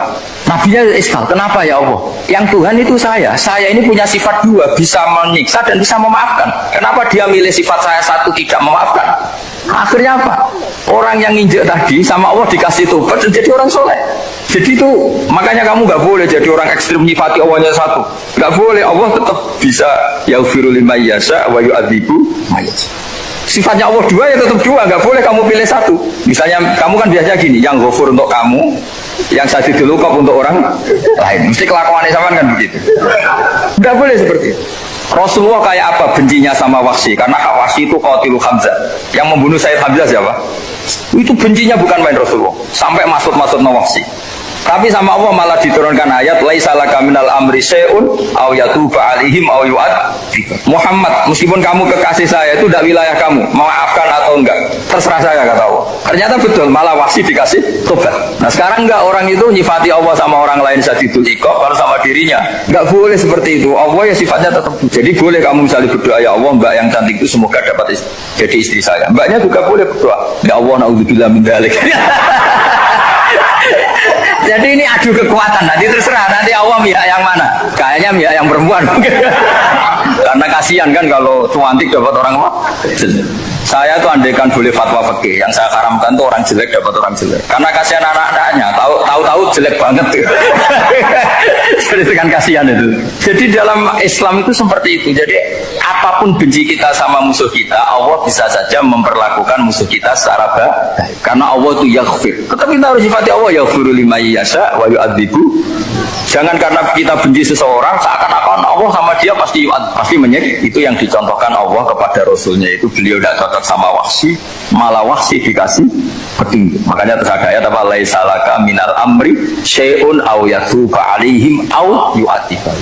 Muhammad, tidak wilayah kamu saya menentukan mengadab atau mengam. Makanya rata-rata kiai ulama itu halim. Orang halim itu rileks, lainal janib, tidak gampang menvonis orang lain. Biar Allah tetap dengan sifatnya yaf'alu ma biasa, bahwa Allah bisa melakukan apa saja. Soal kamu benci sama seorang, benci saja atas nama kamu, jangan nyatut-nyatut Allah. Saya kamu cinta seseorang, wah ini yang calon presiden ini harus jadi presiden. Ternyata Allah menghendaki jadi menteri, mau apa? Ya Allah ya falumaya sama mau apa coba?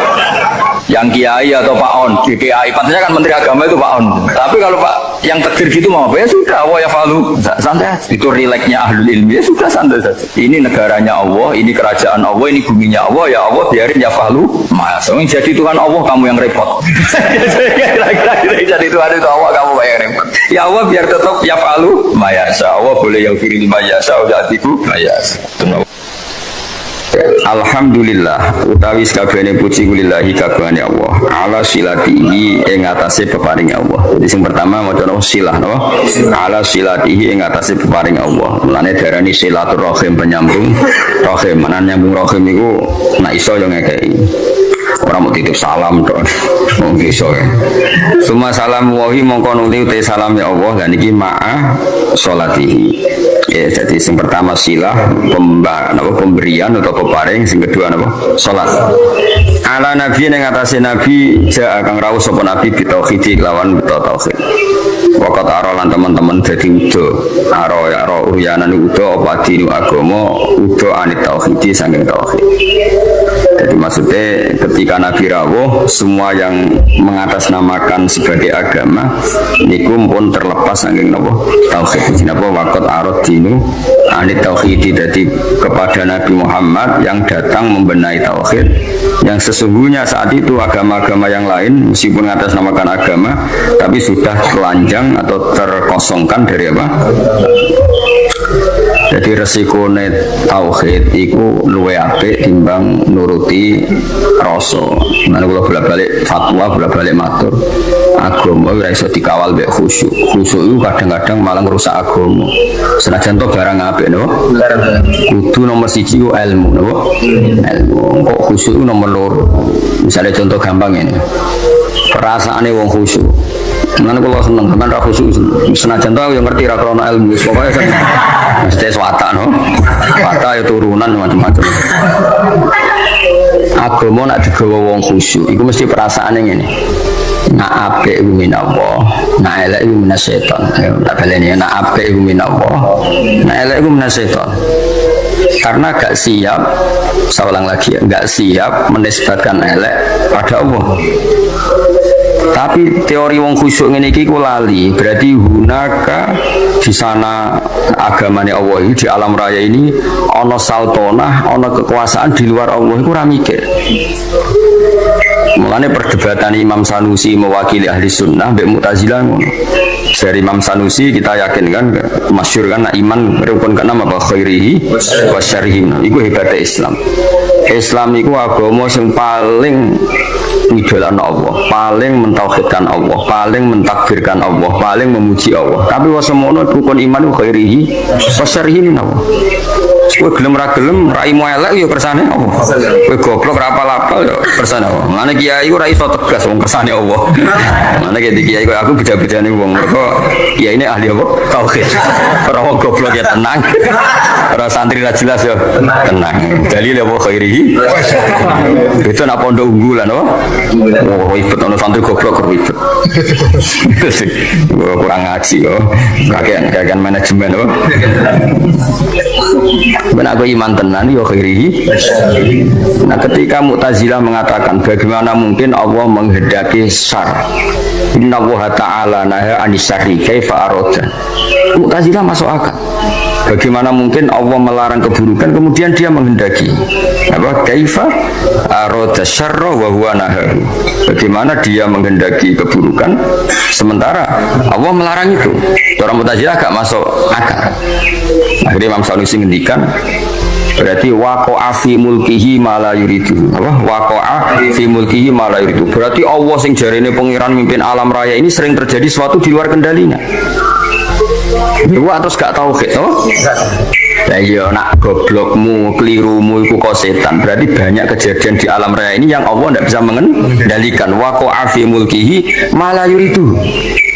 Jadi kira-kira Allah dilapuri Gusti Hollywood kok akeh maksiat, Bali akeh maksiat. Aku daerah berkutik sajane ora karep ngono, iku setan iku. Lah aku pengen lawan, gak iso kan ribet. Senajan to sesuai nurani karepe wong Islam yumni khairihi minallah syarrihi minasyaiton. Tapi risikonya nanti berarti Allah gak berkutik di depan setan. Semuanya cocok kowe kudu iman khairihi wa syarrihi minallah. Nah, soal engko nak ilmu wis bener, saya ulang lagi. Soal engko nak ilmu wis bener khairihi wa syarrihi minallah. Kowe oleh bi hukmil adab, ya saya ulang lagi bi hukmil adab, ora bi hukmil hak, bi hukmil adab. Kowe darani khairihi minallah, syarrihi dinisbatno ning setan. Tapi kowe ngomong ngono bakdo benere tauhid. Ya, sausé benere tauhid. Ya. Paham ya? Jadi kita kudu yakin khairihi wa syarrihi minallah. Senajan to sakwise iku ana hukum adab. Kenapa kang rapal-apal? Mari aku ora sregep. Kadang-kadang kenapa rapal-apal? Wis turunan. Pokoke kapan-kapan ngomong ngono gak apa. Senajan to ning atimu wis ditulis ning kodok. Khairihi wa syarrihi minallah. Ya eling-eling. Jadi umpama agama dikawal mek khusyuk mesti darani khairihi minallah syarrihi minasyaiton. Resikone tadi waqa'a fi mulkihi ma la yuridu. Jadi kamane pangeran ning gone Mekah sapa Allah, ning gone Madinah Allah, ning Hollywood ora Allah, wong gak di kekuasaan ning kono. Kan ngeri. Ada kerajaannya Allah, kemudian penguasanya setan dan yang menentukan perilakunya setan. Lha iku ra tauhid. Ngomong ngene iku jenenge gak tauhid. Lha iku mirip faham-faham Persia. Ya ana Tuhan Yazdan, Tuhan apa Ahruman. Ada Tuhan gelap, ada Tuhan sinar. Nah, di akhirnya jadi sanawiyah, orang yang berpaham dua mirip filsafat Yunani dhisik, ada Tuhan apa nur, ada Tuhan kegelapan. Nah, agama enggak mau seperti itu. Agama kudu tauhid khairihi syarrihi. Ya, cuman aku ora iso tegas mbek kowe mesum bolet wis ora iso tegas. Kene tauhid wis bener no. Khairihi syarrihi minallah. Kowe kerinter ya kersane Allah giyoblok ya. Kersane Allah. Paham ya? Senajan to kok ibu-ibu rontok sosiologi, rontok iso ngamati. Kenapa goblok? Mari aku rasa kenapa gak lanyang? Jarang deres. Kadang ngomong kenapa turunan, kadang-kadang kurang wesel. Pokoknya gak apa-apa lah. Tapi kok kabeh hukumil adab. Tetap hakikate iku khairihi wa syarrihi minallah. Sampai jadi wong iku ora oleh ngawal Islam mbek khusyuk. Agama iki tau ono prahara mergo paham-paham khusyuk. Ane khusyuk itu sause ilmu. Kaya apa rusaya agama iki tau dipimpin khawarij, angger wong salah kafir, wong salah. Kayak kiai khusyuk ora iso ngaji mesti rusak. Santri wajib galail, wajib tiru akad kuwabe, ibu banter keliru rokokan, keliru angop, keliru kuwabe, keliru. Itu nak cara ilmu masalah. Senajan to cara adab bener, ngelatih santri dalek itu bener cara adab. Cara ilmu salah. Ijab malam yajib kriminal, wajibna barang ra wajib pun kena ngaji sulam taufik. Termasuk dosa gede. Ijab malam yajib, wajibna barang sing ora wajib. Lho aku nuruti kepengen nang sampean salat qobliyah berarti. Bareng ra tak wajib terus blas. Atau lokal tenan guys, lokal tenan guys. Tapi tak wajib, aku disemprit sampai Habib Abdul bin Husain bin Thohir, sekarang Sulam Taufik, termasuk kriminal loh, neng bab ilmu. Ijabu malam yajib, wajib barang sing ora wajib. Anu rata-rata pondok fikih sudah jarang sholat qobliyah badi. Kang qobliyah sih, bahaya kang ibu. Ijabu malam yajib, wajib barang. Ini repot. Maksudnya tetap wajib, tapi nek iso lakoni itu. Tapi kesuwen berilmu. Ajane aku ngerti kira salat qobliyah ora krana ilmu. Cuma ana dukungane mau mergo apa? Ora oleh ijabu ma lam yajib. Lha iki rasa nentang dalail ya apik. Tapi sekali muni wajib kudu mbok lawan, no? Lawan. Jadi resikone Islam dikawal khusyuk. Ya apa Islam iku tau tragedi ana khawarij napa? Nabi qiyamul lail lamun 4 dino dari ku mboten. Umpama Nabi kok qiyamul lail traweh terus mesti dikira traweh itu wajib. Nabi direwangi gak terawih demi ngetokno nak boten. Tapi ya mau Nabi gak terawih tetap qiyamul lail. Nak ora terawih tenan iku. Jadi Nabi gak terawih itu tetap qiyamul lail. Aku terus delok TV rokokan lho ribet. Tak balik nek sunane kula suwun iki ngaji Jawarut Tauhid kitab sing mulai Al-Azhar, mulai Sayyid Muhammad, mulai Mbah Mun termasuk Mbah Fadl kata sing ngitmai kitab Jawarut. Jadi wow, resikone napa? Memang ilmu itu kadang enggak nyaman ya, tadi kadang kita itu ya dukung Mu'tazilah. Dia Mu'tazilah kadang ya ono bener. Mane jare Sayyidina Nabi Salam aku ahli sunnah tapi dia Mu'tazilah kadang ya setuju. Piye-piye dekne berpendapat ngono iku li husni adabihim billah. Mereka tuh kepengen sopan ambek pengiran sehingga darani khairihi minallah syarrihi minasyaiton. Tapi tetap kita ora anut Mu'tazilah. Engko resikone ono sanawi, ada dualitas. Ya, ada dua kebaikan yaitu dipimpin Allah, ono otoritas keburukan dipimpin setan. Nah berarti kan Allah gak kuwasa ngendhalekno syar, utawa ngendhalekno setan. Jadi kamane bareng ning donya akeh maksiat terus pangeran cocokan mbek setan. Menang kowe kowe kosal kasil. Ribet. Donya maksiat beto ata kae iki. Akeh maksiat. Lah nek misale iku kehendak setan berarti kok olah kalah pangeran. Mergo keburukan. Jajal misalnya ning pondok sing lanang ambek sing ora gen. Jajal. Ayo akeh sing ndi? Akeh sing ora lanang. Berarti terus pangeran cocokan mbek setan. Akeh balaku toh ora lanang. Ribet. Tapi nak artinya apa? Ada dualitas, ada rivalitas. Iku ora oleh cara tauhid ngono iku. Nah nek kanjeng Nabi ngendika ya wae khairihi wa syarrihi niku aneh Islam. Jadi Islam itu nglarang syar, nggih. Islam itu nglarang syar, nglarang keburukan tapi nak cara iman kon muni khairihi wa syarrihi minallah. Mulane agama iku ono aneh. Nek dhewe bangun agama iku ono aneh. Lah ora aneh piye? Kondarani syariku manhiyun, sesuatu yang dilarang. Tapi kondarani syariku minallah. Mbok logika kaya apa ya bingung. Mana ke santri terus ngowah-ngowah rokokan gayane kok mikir tauhid mergo piye. Ndelok kali mek bingung piye yo khairihi wa syarrihi minallah. Asyarru mamnuun, asyarru manhiyun. Tapi kok darani ira jatuh iku piye yo? Ya ora piye biasa wae ora mau pikir-pikir. Pancen kersane pangeran. Kowe ra elek aja. Karmu tak karepe pangeran. Ya kersane pangeran. Kowe ora kepen diwerai. Ngerti-ngerti lah wis. Yo, lan cara Sayyidina Ali ngono. Kowe nek percaya kabeh kersane pangeran, kowe lahir karepmu apa karepe pangeran? Di karepe pangeran. Kowe tau kepen lahir nggih boten. Lah iya kabeh. Kowe tau kepen goblok. Boten kan? Tau kepen melarat. Tapi nyatane yo melarat yo goblok wis kabeh kersane pangeran. Mane dipimpin kiai ahli tauhid kaya aku yo repot. Repote mah ora iso ngloroi santri nemen-nemen iso. Lho khairi. Kena ben pinter ya moro pondok unggulan ben diprogram terus. Mulai berarti mesin berarti wong alim. Ora kok ana standar ya, Pak. Tahun pertama 10 juz, tahun kedua kok kan ono gak ngono didik, Pak. Kere santri 8 tahun rabu. Ribet. Iku wis makom tauhid, Pak. Iku khairihi wa syarrihi. Niki kok kula seneng ana alumni lapor wong pegatan ya sewante. Mbah alumni ini jenengan saya teng Korea kerja ya sewante, krungu pegatan yo sewante kuwabe khairihi. Nama eling-eling yo.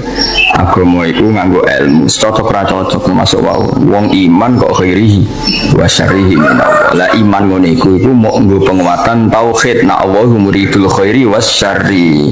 Tapi ning bab adab, napa ning bab adab tata krama kita darani khairihi minallah syarrihi minasyaiton. Tapi tetep mbok arani bab adab. Nek mbok arani hakikat berarti setan duwe kekuasaan sing ngalahno kekuasaane Allah. Buktine maksiat luwe akeh timbang taat. Berarti setan nek karep kasil terus Allah rapati kasil. Cara tauhid masalah besar. Paham ya? Tapi cara adab terus kowe muni kenapa kang goblok biasa sesuai rencana Allah. Yo repot tak cara. Repot. Tapi suatu saat iman ini penting. Suatu saat kita dibujo, diusir, urip pemloro, kudu ridho kan kabeh kersane Allah. Jadi wis ngono. Ya ada eling-eling ya. Jadi termasuk sing dilawan Islam niku Nabi riyen bersinggungan mbek wong Persia no. Wong Persia niku cara berpikir sanawiyah lan jarene agama Masnawi. Masnawi ono rivalitas keduaan ya ono Tuhan nur, ono Tuhan kegelapan. Akhirnya ya ora tauhid wong loro napa? Loro. Eling-eling mulane agama iku ora iso mbok kawal mbek khusyuk. Kudu mbok kawal ambek ilmu. Mulane fa'lam annahu la ilaha illallah. Allah ora nyaratno kowe nek nglafadzno la ilaha kudu khusyuk ora ono ning Quran, tapi kudu nganggo ilmu. Ora iso ning nglafadzno la ilaha illallah syarat sah kudu khusyuk ora iso terus merem-merem ora iso. Iku ora ukuran. Sing diukuran nglafadzno kalimat tauhid sah nganggo ilmu. Mulane redaksine fa'lam annahu la ilaha ora ono ning Quran fakhsha kowe kudu khusyuk nang lafadzno ora iso. Lah soal kok ana guru-guru toreko sing nak lafadzno kudu ngene ya ku ilmu toreko tapi tetap tidak makili ilmu. Itu makili adab napa? Makili adab. Sale wong iku kudu sira madhep mulo terus nak lafadzno ngene. Gedhe ngene iku urusane wong toreko tapi tetap ku ilmu adab, tidak ilmu tauhid. Ilmu tauhid sebenarnya kok kowe. La ilaha illallah tuangan-angan gayane kok paham wae. Iku jenenge tauhid to. Jenenge tauhid. Geleng-geleng ya, jadi tetap kita yakin apa masuk musibatin fil ardi wala fi anfusikum illa fi kitabim min qabli an nabra'ah. Ya orang musibah sing menimpa kamu apa masuk musibatin fil ardi wala fi anfusikum illa fi kitabim min qabli an nabra'ah inna dzalika 'ala Allahi yasir. Dan Allah piyambak atas nama ilmu yang ngendikan terang-terangan ya di mayasa wa di mayasa. Niku pangeran ya unik. Pangeran itu terang-terangan, benar mangsamu piye no aku. Kadang ngendikane terang-terangan. Aku itu ya di mayasa wa di mayasa. Aku yo ngekeki hidayah sing tak kersakno, ngekeki sesat sing tak kersakno. Niku berarti Allah ketika ngendikan konteks tauhid. Tapi tentu kita dididik ada ma'asoba min hasanati